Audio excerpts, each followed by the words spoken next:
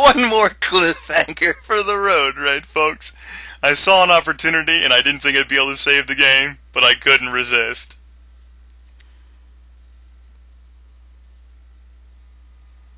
In the 18th century, the prophet Jack Freehorn put to paper the 3 books of Chzo, the blood of the 12 sacrifices still fresh on his hands. The Book of the Prince, the Book of Victims, and the Book of the Bridge. This is a central tenet in the faith of the Order of Blessed Agonies. What is not known, not even by the highest acolytes, and likely not even by the prince himself, is that there was a 4th book. It seemed to contradict the other prophecies, and Freehorn discarded the draft, thinking it a garbled message. This was the Book of the New Prince. Here is what it said.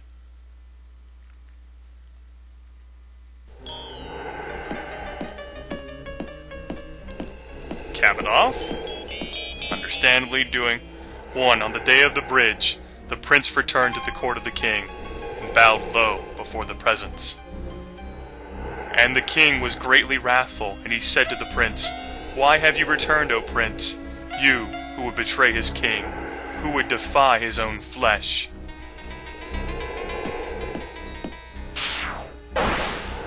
And with those words, the king threw down the prince, and stripped away his vestments, and the prince, once again, became the arrogant man. And the arrogant man said, I wanted only to please you, my king. I know you schemed to replace me. If I betrayed you, it was only to remain your prince. And the king replied, I have not forgotten that you are the arrogant man, and still your arrogance blinds you. Who are you to question my plans, you little man of linear time? Who are you to believe he knows what is best for I who has drunk down the agonies of 1,000,000 men, I who has seen to the edge of forever? You are not my prince, O arrogant man. You were never truly of my flesh. That's what I saw as Malcolm before jumping down the pit, I am sure. And the king took the vestments of the prince and gave them to the man of purity, and the man of purity became the new prince.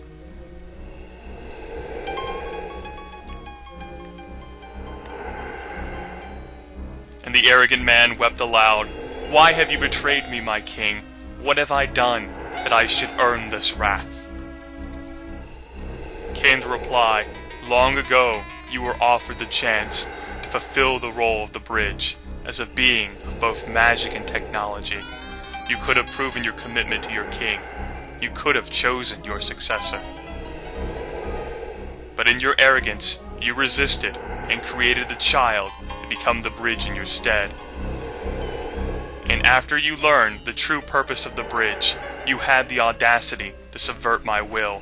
Weakly you sought to avert your destiny and the destinies of others.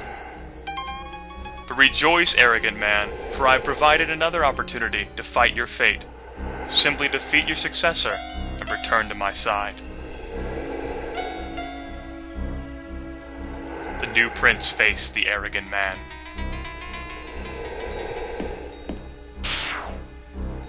And the new prince threw down the arrogant man.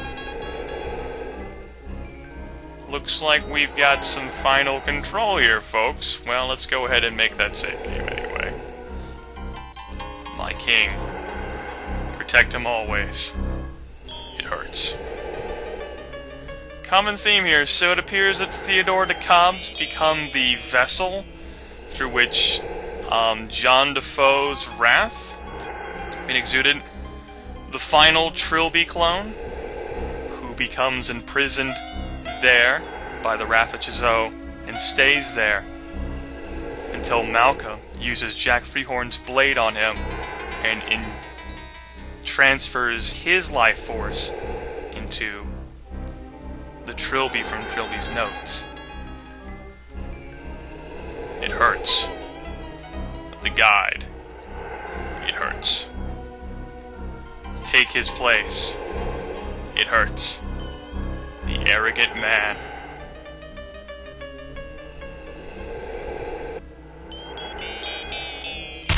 Ooh!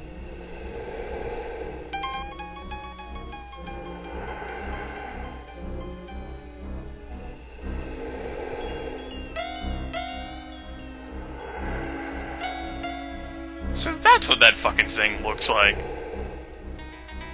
That's kinda creepy. And the arrogant man knew the name of the king.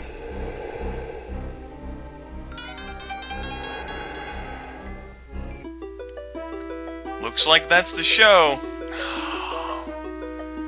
Fucking Theo.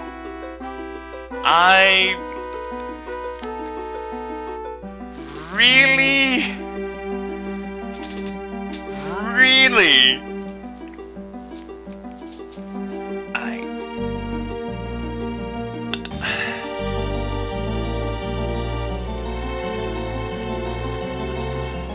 This is another reason why I sought to create the separate video. I need to talk about this.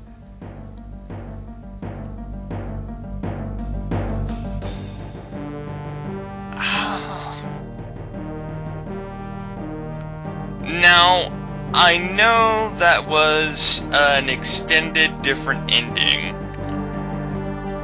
Hey Barry, there were going to be more testers here, but I didn't have time.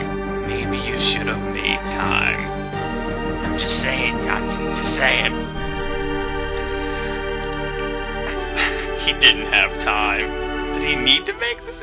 I don't know. I don't know anything about the situation, and I don't want to hear anything more.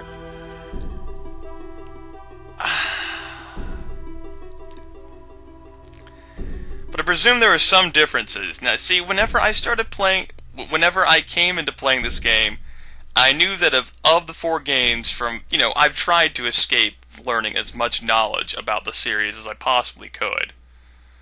But let's click out before that fucking thing makes any sound. I tried to escape, any knowledge of the game as much as possible, and, fucking knowledge was shoved down my goddamn throat anyway.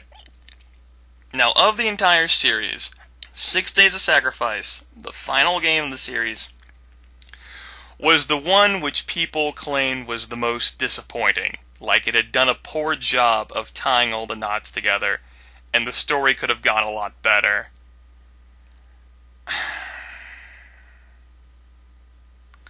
While I would like a few days more to think over this and digest it further, I must say that 6 Days of Sacrifice is the most disappointing game. Matter of fact, none of the first 3 were disappointing entirely. They were both good. They're all good and enjoyable to play, although 7 Days of Skeptic had its weaknesses. But this game actually crosses the threshold for me into being disappointing. Now, the shit tons of exposition of the game, I was partly responsible for that. Our character, he didn't really inspire a whole lot of sympathy there for me at the beginning. He was a numbskull. He was not the gentleman thief. He was not the supposed counselor with his degrees. He was a fucking city inspector. And he got wah wah wah wah down the fucking elevator shaft. He had a broken neck, a broken left arm, as well as a broken left kneecap. And you gotta give the man credit for persevering in spite of all of that imagined pain, although dramatic license is taken a lot in games, movies, and television shows in regards to pain. Like, you think of an example here, like in like a season finale of something. Let's say a protagonist is being held hostage by a villain, and the villain is like using the protagonist as a body shield and holding a gun to the protagonist's head. But the protagonist has his own gun and turns the gun on himself and shoots the villain through himself. Now, the villain either dies or suffers a very very serious injury, whereas the protagonist, it's basically a flesh wound.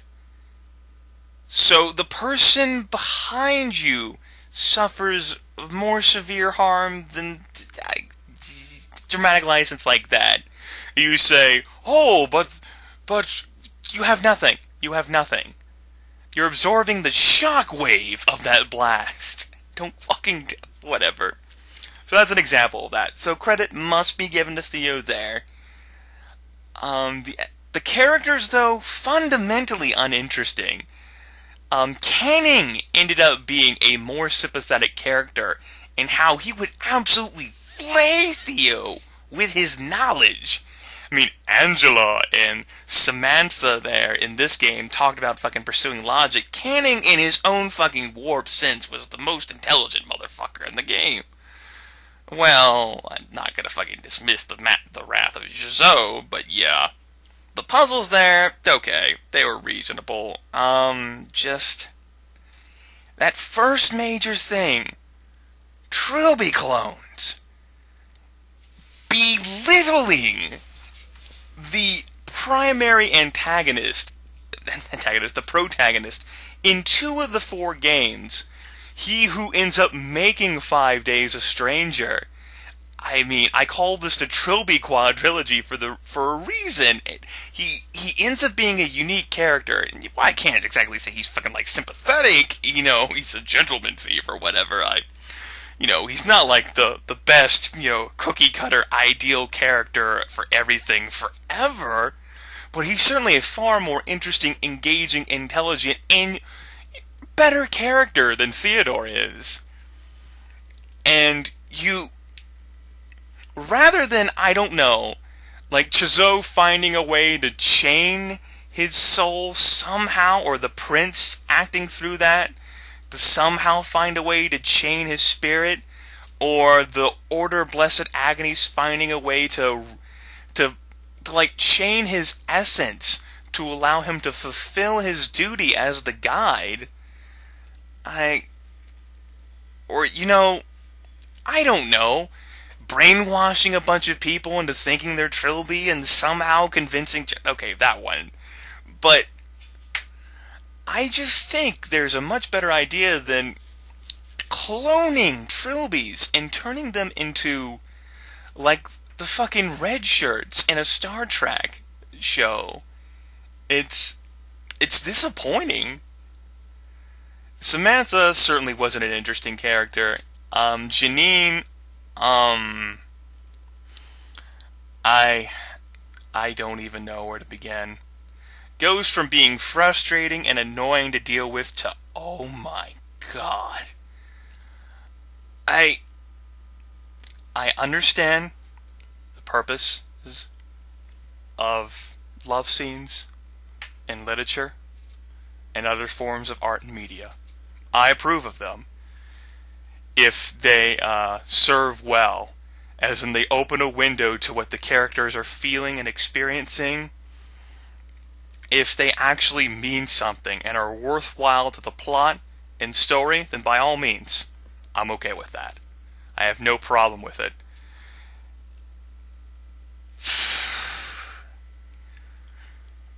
But in this game, it seems more like trying to fulfill some sort of niche cliche where 2 people so distraught by all the trauma happening around them.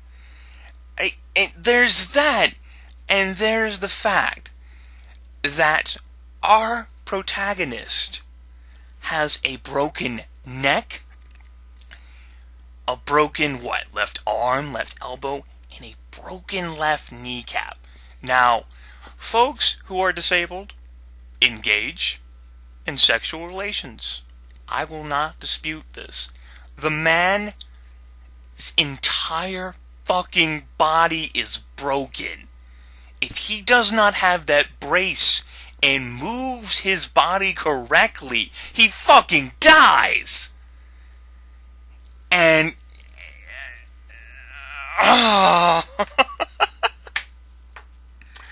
in my opinion, that was an unnecessary romantic scene. And rather than enhancing the game, it completely derailed the suspension of disbelief. Whatever chance I had of suspending it after Trilby Golas fucking Duncan Idaho there to fulfill his destiny and become the final Kwisatz Haderach. Oh, god damn it. Kwisatz Haderach? Fuck, I need to watch my fucking Dune films again. I got the DVDs. It's been a while. I wanted to say the Tililax, whatever. Frank Herbert's dead. Brian Herbert and Kevin J. Anderson, you're doing a good job. I approve. Anyway, back on topic. What the fuck? I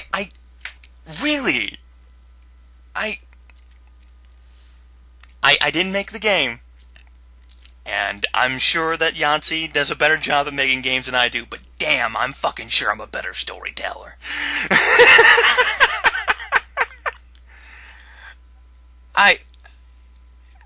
It was really difficult to get into the game and take it seriously, and with 7 Days a Skeptic, where I just, like, laughed it off, you know, like, ha ha ha, good joke, and that's what I made. It was like a fucking horror farce.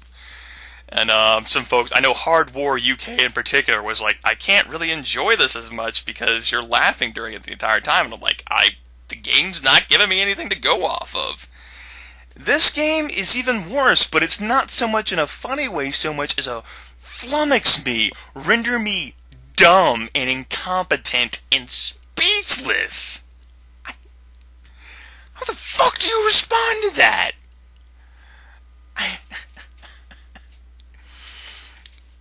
So yeah, those are my two major points. Now, the end of the game, after you get past all the Trilby executions, which was basically the prince fucking flicking his goddamn wrist there, the game wrapped up okay. Given the logic of the universe, it makes perfect sense that Chzo did not cross over into the realm of technology, as he is a magical being. Magic. And it is totally cool that he used Jean Defoe to replace Kabadoff there. To, like, further torment the son of a bitch who decided to summon Chzo ever so long ago.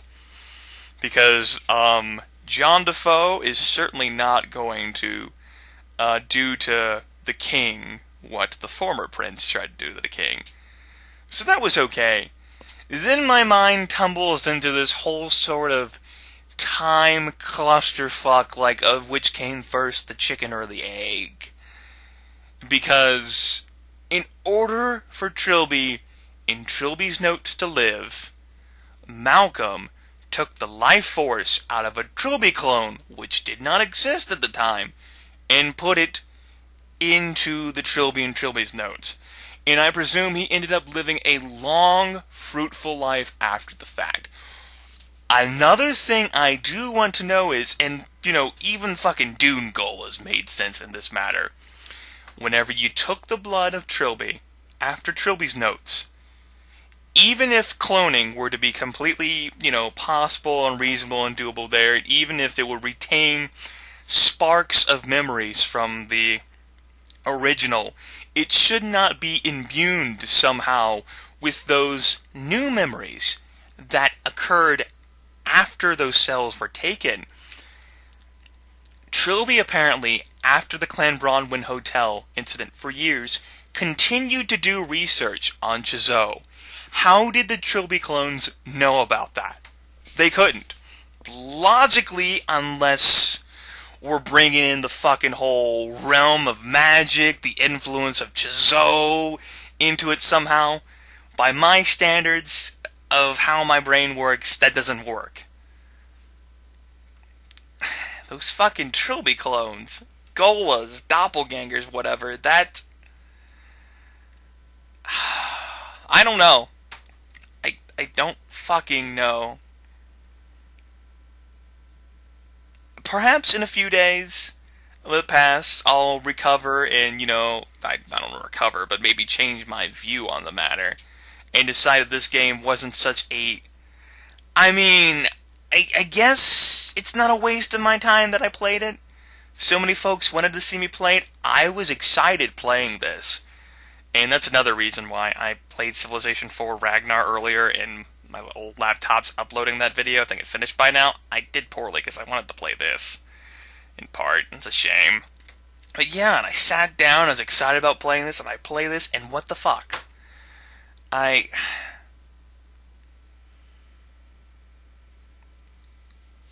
No. I guess what you have here, if anything, I think one of the redeeming qualities about this, though, is the ending. In that, I've always not been a fan over the years of, like, always not, but, I hate good endings. Good endings like, you know, the happy, super cool ending where somehow at the last moment... Fucking interruptions. How do they work?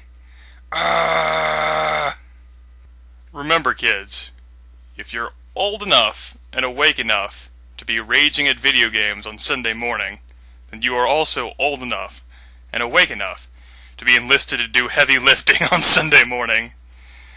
Whew. Anyway, my point was that I'm not a fan of the stereotypical good ending where somehow the hero, through fucking like a 2% chance of victory, due to insane incompetence on the behalf of the villain or whatever evildoer, somehow manages to find a way to save the motherfucking day. And you know, that fucking win in a can where, woohoo, yay, the day's saved, happy ending. I mean, happy endings can be great. There are stories that I'm really happy had happy endings. You know, it's great, you know, the folks that you've been rooting and cheering for, they all did great, and yeah. Sometimes.